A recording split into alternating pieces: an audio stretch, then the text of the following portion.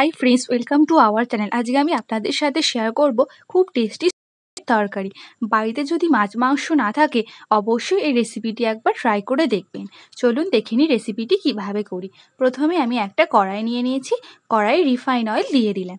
তেলটা একটু গরম হয়ে গেলে আমি আগে থেকে কেটে রাখা আলুগুলোকে তেলের মধ্যে দিয়ে দিলাম। তারপর ওর মধ্যে আমি পরিমাণ মতো নুন হলুদ দিয়ে আলুগুলোকে ভালো করে ভাজা হতে দেব। আলুগুলো ভালো করে ভাজা হয়ে গেলে আমি আলুগুলোকে তুলে নেব। দিয়ে ওই তেলের মধ্যে আমি আগে থেকে সেদ্ধ করে রাখা সয়াবিনগুলো দিয়ে দিলাম। তারপর আমি সয়াবিনের মধ্যে নুন দিয়ে দিলাম। সয়াবিনটা সেদ্ধ করার সময় আমি গরম জলে সামান্য লেবুর রস দিয়ে সয়াবিনটাকে সেদ্ধ করেছি। সয়াবিনটা ভাজা হয়ে গেলে আমি সয়াবিনটাকে তুলে নেব। তারপর আমি কড়াইতে আবার রিফাইন অয়েল দিলাম, দিয়ে তেজপাতা আর জিরে ফোড়ন দিলাম।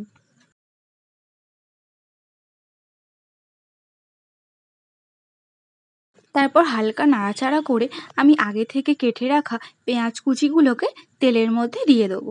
দিয়ে পেঁয়াজগুলোকে ভাজা ভাজা হতে দেবো। পেঁয়াজগুলো একটু ভাজা হয়ে গেলে আমি ওর মধ্যে সামান্য পরিমাণে নুন দিলাম। তারপর আমি পেঁয়াজগুলোর মধ্যে আগে থেকে কেটে রাখা টমেটো কুচিগুলোকে দিয়ে দেবো।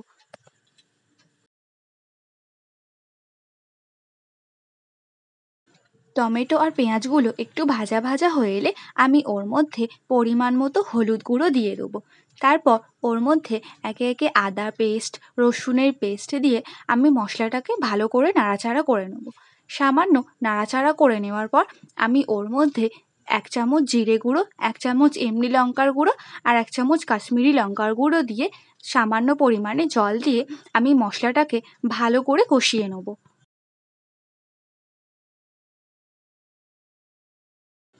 মশলাটা একটু কষানো হয়ে গেলে আমি ওর মধ্যে স্বাদ মতো চিনি দিয়ে আর আগে থেকে ভেজে রাখা আলু আর সয়াবিনগুলোকে মশলার মধ্যে দিয়ে দেবো।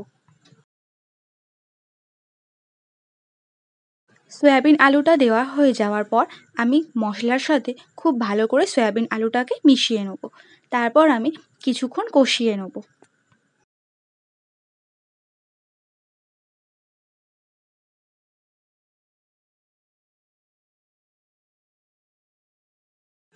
কিছুক্ষণ কষানো হয়ে যাওয়ার পর আমি ওর মধ্যে পরিমাণ মতো জল দিয়ে দেবো।